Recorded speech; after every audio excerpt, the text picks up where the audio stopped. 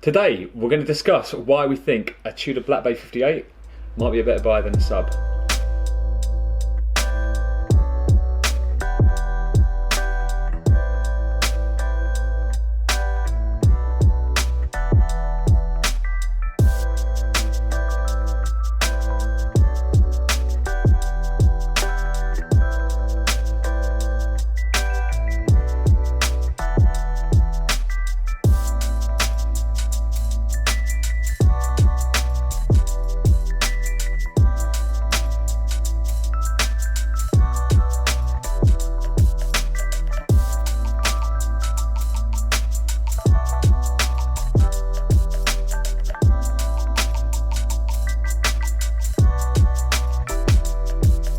Hi and welcome to Clockbait. I'm Anthony. I'm Luke.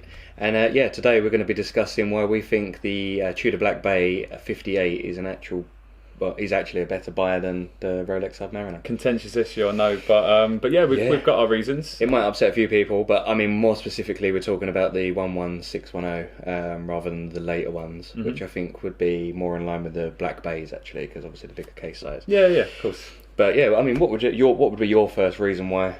I mean, the obvious one is going to be the fact it's a newer watch, so it's going to feel better made, and it is better made. If you compare them both together, especially when it comes to the bracelets. Listen, little to no jangle, all of the jangle. Yeah, no, exactly.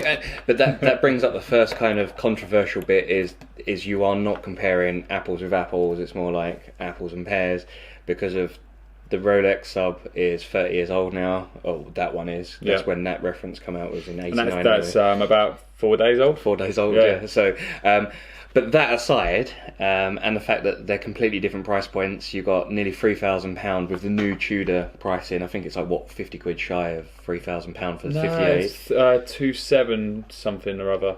I think it only went up by about 150 quid from the other day. Oh, okay, no, fair enough. That's not too bad then. So even more of a bargain than I thought. And then obviously the sub is about £6,000. So that's another Brucey bonus straight away. You are getting, you could buy two 58s for the same price of the sub. Yeah. No, I agree.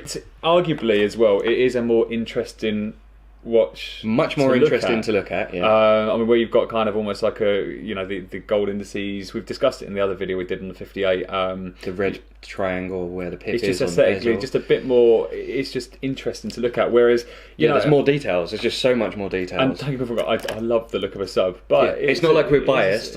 I own the sub. I don't own a 58. Yeah, but it is. It's the sub. It's your standard, which everyone, including the 58, is almost kind of not trying to.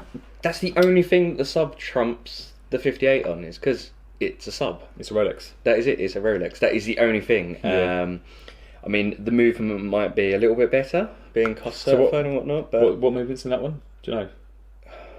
Don't put me on the spot like that, Luke. I can't remember. I know the new one's 31, 35, but yeah, it's the old one to that, which we'll write it on the screen. Yeah, and obviously the Tudor one is the new in-house rather than the old ETA one. So it's in-house. You get 70 hours power reserve out of that, all. Yeah, I mean, what's the difference between 40 hours and 70 hours? It just means you can leave it for an extra day. It's about a day, I was going to say. but that's just point. I'm not going to give that as a plus to the Tudor. But at the end of the day, it's a newer movement. It should really be a better movement, and the whole thing just feels so much better built. And as you say, the jangliness, the bracelet, the hollow end links, the hollow bracelet, the press clasp on the sub is disgusting.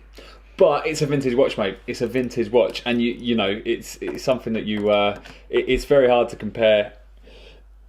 Like old and new, but here we are. It's very easy. That's exactly what we're doing. To me, it's very easy. I find the bracelet on the sub absolutely heinously disgusting.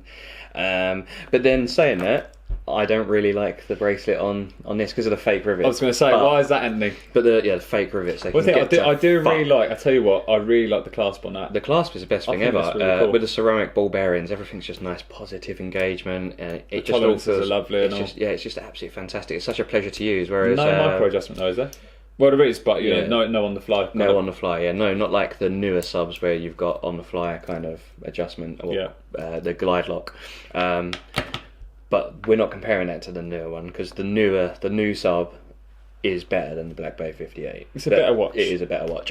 But the old sub... I mean, I prefer... I mean, I'm not a huge fan of the maxi case on the subs. It's just never been my type. Whereas I think that looks amazing on the wrist. But they both wear quite similarly on the wrist, which is... What's quite funny is the fact that it stays within proportions to the older one. Yeah, so that's what I'm saying. That the new sub, where it's so much bigger, would compare with the Black Bay, the normal Black Bay. Yeah. So that's why I think it's a good comparison to go with the 58 and the older 5-digit sub. I hadn't actually thought what we've kind of done there, we've got a vintage watch and then we've got a watch that tries to look vintage. Yeah, so there you go. And it does it incredibly well. Oh, it does. No. So it is a lot more interesting to look at, which for me is great. You've got the watch on and you're wearing it all the time. It's just nice to look and find new things and just kind of stare at it like the sad act that I am. But what it boils down to is if they both had the same name on the dial and they were both the same price, you would go for the 58. I think that's a fair point. Yeah. Every bloody time. If like I say, even if they were the same price, you'd probably go for that, wouldn't you? Yeah, of course you would. It's just a better built watch. It looks better. It's more comfortable to wear. It feels better. It's going to be more reliable. It's better built. It's the smarter buy, and it's half the bloody price. And one thing that I know people type in the comments is, well, there's waiting lists and all sorts for these. No, our mate that got this and has lent it us today, he went in there and just bought it. It was just there. And I've lost count the amount of AD windows that I've walked past that have the Pepsi GMT Tudor and the funny, Black Bay you still get the old eBay chances nowadays putting up for $3,500 and people buy them. Yeah. People are stupid. They're lazy. They don't do their research. So it's what they say. A fool and his money is very easily parted. And in that case, it's definitely right.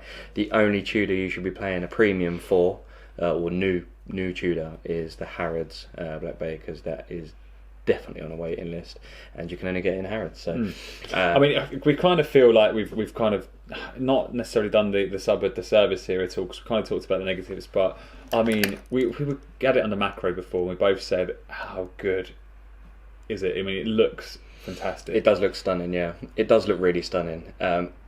Arguably, I'd say the dial is better finished than the Tudor. Not You've had it on the macro, not me. Yeah, but on the macro, the Rolex one and hands, they are better finished. But you can't see that day to day. I mean, who walks around with a macro lens in their pocket? Me. I wondered what that was. Oh, no. But yeah, just by glancing at them straight away, you'd always actually look at the 58. Most people would think that's the better watch without even picking them up. Well, you reckon if a non-watch person come and look to them, they'd pick up the 58? Yeah, if you found someone, you reckon even with the Rolex on the dial? No, but that's what I mean. If you found someone that knows nothing about watches and kind of lives on a rock and have never heard of Rolex, people from Cornwall, they'd pick both of those up, and I think they'd go for the 58 every time. You reckon? Yeah, 100%. That's our entire argument of why I think the 58. Next week's video will be a trip to Cornwall. A trip to Cornwall, in-field research. Yeah. But anyone who's thinking, oh, I really want the sub as a really special watch, completely understand. That's exactly what I bought it for. 30th birthday, birth year watch as well. So it's kind of a must-have special, and it's something about having a Rolex that just makes Rolexes feel nicer. You kind of let them get away with some of the shit that they do because of it's a Rolex.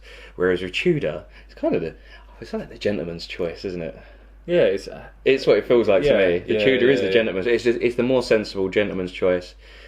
And I was going to say how many footballers have a Tudor, but I mean, mind you, Beckham. Yeah. He's not football anymore. Yeah, we all like Beckham. Yeah. How can you not like Beckham? Yeah. He might be a bit of a dribbler on and off the field, but he's a nice bloke. You can't say dribbler.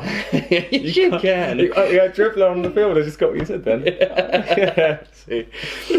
So yeah, Christ. I genuinely think if you are in the market for a sub, but you're not quite getting there with the money, or you're not quite the risk as well. Actually, that's the other thing that the sub is trumped by the 58 is the risk of buying a vintage watch online.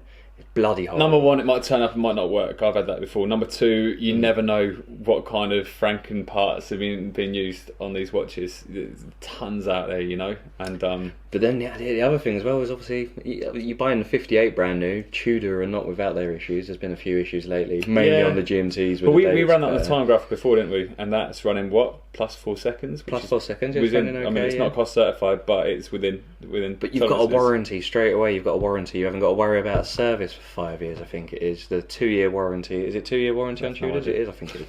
So no idea. You've just got that. It's just, and you're paying half the price. You've got the peace of mind. You know it's going to be good, and you've got far less risk than buying a vintage sub. Really.